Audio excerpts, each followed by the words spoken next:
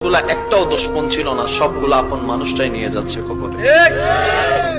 আমি চিৎকার দিয়ে আওয়াজ দিয়ে বললাম, ভাই তোরা তো জানিস আমি কবরে থাকতে পারি না, তোরা তো জানিস আমি অন্ধকারে শুইতে পারি না, তারপরও আমার জন্য কবরটা খুঁড়ে দিলি।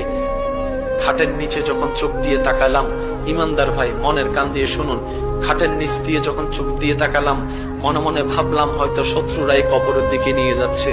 যখন নিচে তাকাই দেখলাম চোখ কপালে উঠে গেল, একজনও আমার দুশমন নাই, সব আমার আপন গুলাই আমাকে খাটের মধ্যে নিয়ে কবরের দিকে নিয়ে যাচ্ছে।